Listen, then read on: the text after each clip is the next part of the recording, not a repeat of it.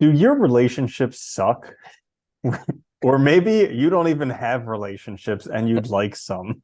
Well, you're in luck because today's Nice to. episode, we're going to be talking about how to build relationships. This is the Existential Stoic podcast. I'm Randy. That's Danny. What's going on, Danny? What's up, Randy?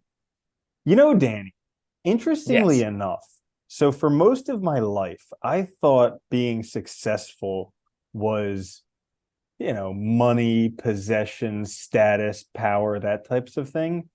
But it Like turns most out, people. yeah, yeah, but it turns out real satisfaction in life, actually, from all the studies they've done, comes from relationships. And one of the biggest factors you can have in your life to longevity, how long you live, is actually being in a good, committed relationship with somebody else. Yeah, I actually was reading a study some psychologists had done that they said that they compared loneliness to the effects of loneliness on health to the equivalent to like smoking a pack a day or something like that. I forget the exact relationship, but it was like a half pack or pack, but it was a lot. Yeah, it's a significant amount, right? And it's interesting when you think about it. But then you think about your day to day, most of the time, when do you have the best time during the day? It's when you're interacting with people that you like, when you're with people you enjoy. Those are normally the times we think back on as like, yay, that was awesome, Mm-hmm. and like fun. So Yeah, but I know growing up in America, I mean, we have we're supposed to be independent. We're supposed to do it all by yeah, ourselves. He's a self-made man. Here comes yeah. John Wayne. I'm not going to cry about my pa. I'm going to build an airport, put my name on it. Why, Michael? So you can run away from your problems?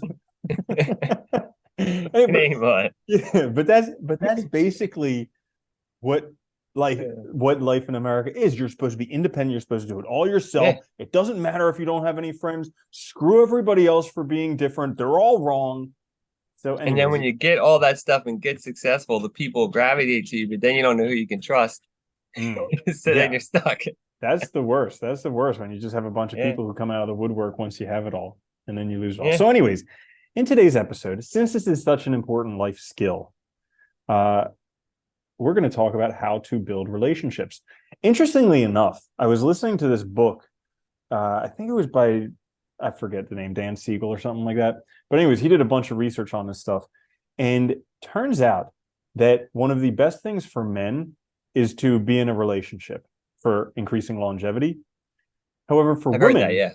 for women, it is being in a good relationship. Interestingly enough, for men, it doesn't have to be a good relationship. Just any Any relationship works. relationship, and then Hey, just not by yourself. and then second, as a matter of fact, for women, is actually having a group of female friends. It's not just enough to have a guy. She also needs to have a group of female friends. So interestingly enough. That's interesting. But That's anyways, interesting. I wonder why. Anyway, yeah, I digress. So we'll get into it. This is we a quick always fix do. episode. I know, right? This is a long fix episode. We're just going to go into three quick fixes, share with them, and hopefully by the end you can have better relationships. So my first one is validate. And I'm not talking about validating your parking. I'm talking about validating emotions. This is something that I learned about it from a book called I Hear You. Excellent book if you want to learn about it, because most people, when they have conversations, they don't actually want your answers. This is why they have the whole mansplaining thing in, because Oh, everybody says that now. Yeah. nobody wants your answer. Nobody, they just want, basically they want to be validated. They want you to recognize the emotion that they're feeling, and then they want you to justify them feeling that emotion. You do that thing 90% of the time, they will love you.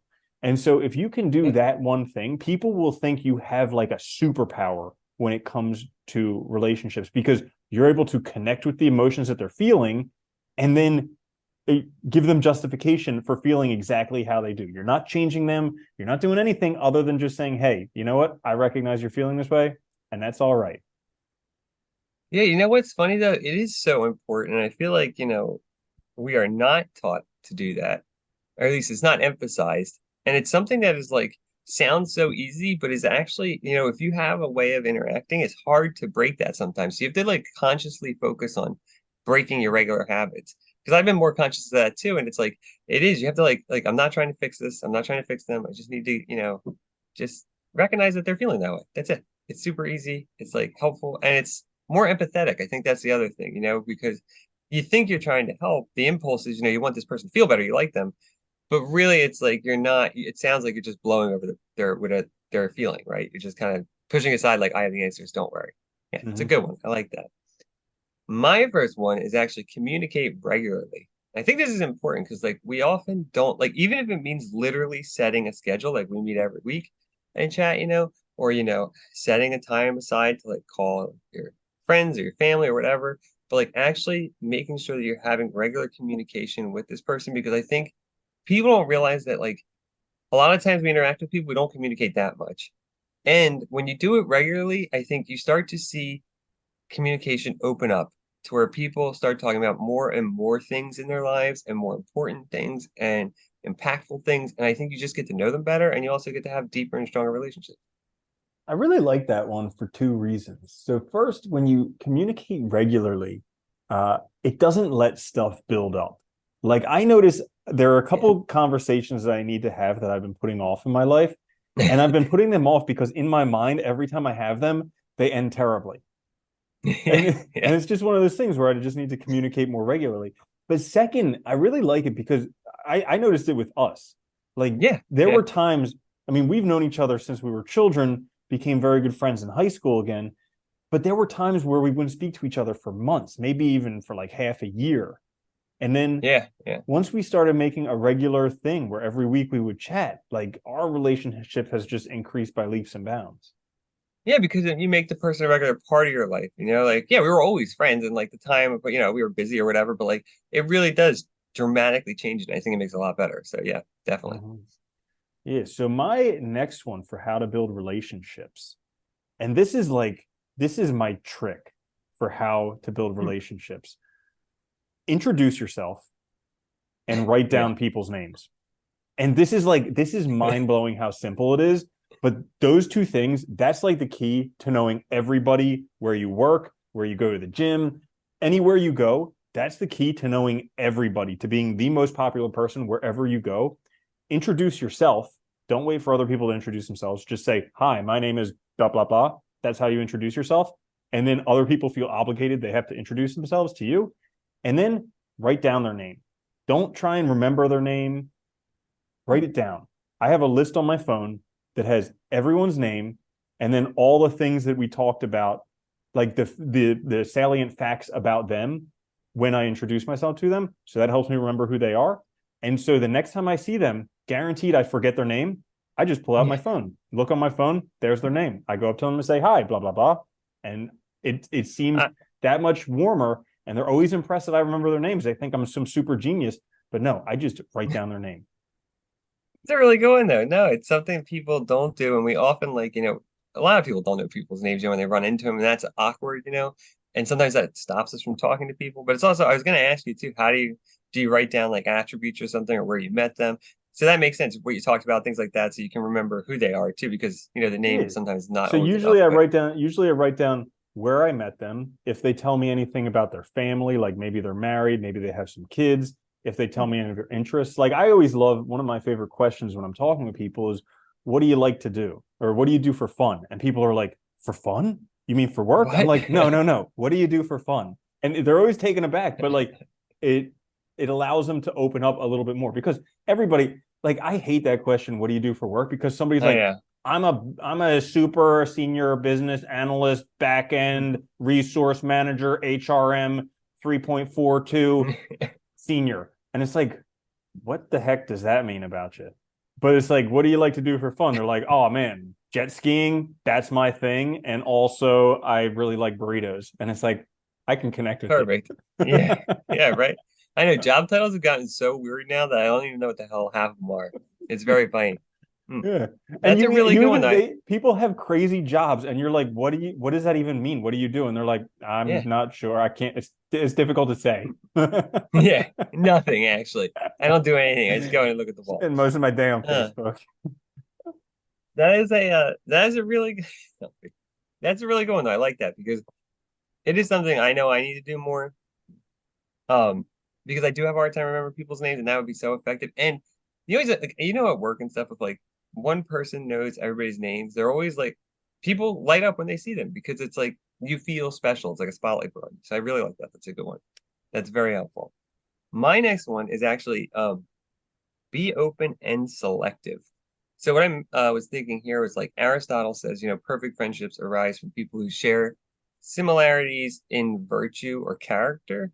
And so, if you want to like develop relationships, build them, like look for people who have similar interests and similar values, especially because you don't want to, a friendship or a relationship with someone who is, you know, obviously far off from you in place doesn't mean you can't be open, obviously, and all, but like obviously, think about, what's going to bind this relationship or connect us. And if they're, you need something there to start with, and I think that can be a very good thing to cultivate and then make it grow. Mm, yeah, absolutely. Um, yeah, I like that one. So my last one is ask Ford questions. FORD. This is an acronym, but it helps you Hmm. remember because there's Oh, Ford I thought you Motor were saying Cars. forward. No, Ford. Okay, Yeah, okay, ask forward okay. questions. Forward. Be like, would you like to go in the hot tub with me? Yeah, forward questions. Ford, FORD, like the car company. So Okay. it's an acronym for family, occupation, recreation, and dreams. Because these are the things that generally go beyond the standard small talk. If you start talking about people's family, how their relationships with their family are, what people are close with in their family, if you start talking about their job, why they got into that career, what's their favorite parts of it, those types of things. What are their recreations? What do they do for fun? And then their dreams. What are their goals in life? What do they want to do while they're here on this planet? You can really get a lot deeper than the standard. Oh, it's the Like, weather's nice today, huh? So yeah. you go a little bit deeper, and if you pair this stuff with my previous one, writing it down to help you remember this stuff, especially early on in the relationship, because later on in the relationship, you develop a relationship, you know the person really well. Yeah. But early on in the relationship, if you write this stuff down to remember it, and then the next time you talk with them, bring it up again, be like, oh, how's your sister? I know you were concerned about her the other time. What happened? It really, really builds those connections because they're like, wow, they not only know that this person is important to me, but they're actually interested in this person as well and how it's affecting me. You're going to take your relationship to a whole nother level. Yeah, I like that one because one, it takes away the awkwardness of starting a conversation because you have a set of things to kind of fall back on. So you know what to, and that'll guarantee you'll find things to talk about. People like to talk about themselves anyway. And the other thing that's interesting about that too, I think, is like, we don't think about how much like it takes for us to have relationships. Like, think about all the connections your brain has to remember, like who they are, their friends, where, their interests, blah, blah, all this stuff. So at first, like writing that down and getting that stuff, knowing it helps start to make those connections early on, and then you'll remember it or more in the future. So I think yeah, it's really good. I like that. My last one is try to find relationships where each person's challenged and where there's room for growth. Because I think this is actually really important. I think like at least personally, like my best relationships, and I think this is true generally, is like, where both people benefit from the relationship. There's reciprocal sort of, you know, commitment to each other essentially, and also to, being more than you are now or in this previous time. And I think that's a really good sort of baseline for a positive, healthy relationship. Yeah, I like this also, like kind of connected with your last one as well, because they're both somewhat saying how you need to be somewhat selective in terms of your relationships.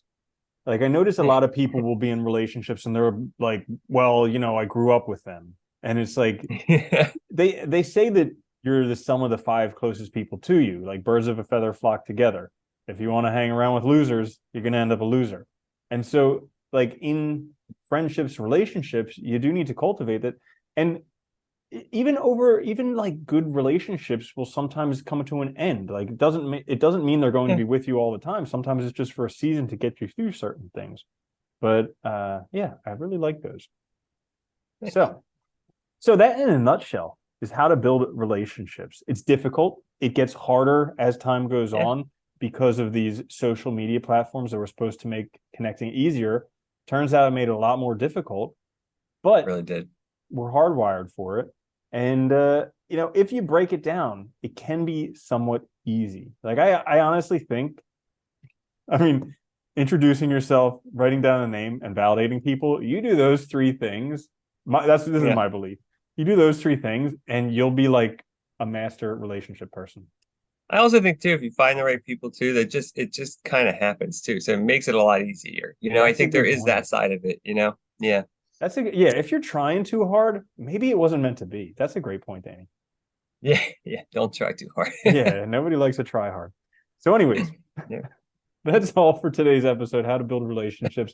This is the Existential Stoic podcast. Make sure to check us out on YouTube, wherever you get your podcasts. Thank you for listening. Like, share, subscribe. We'll catch you next time. I'm Randy. That's Danny. I'll see you later, Danny. Later, Randy.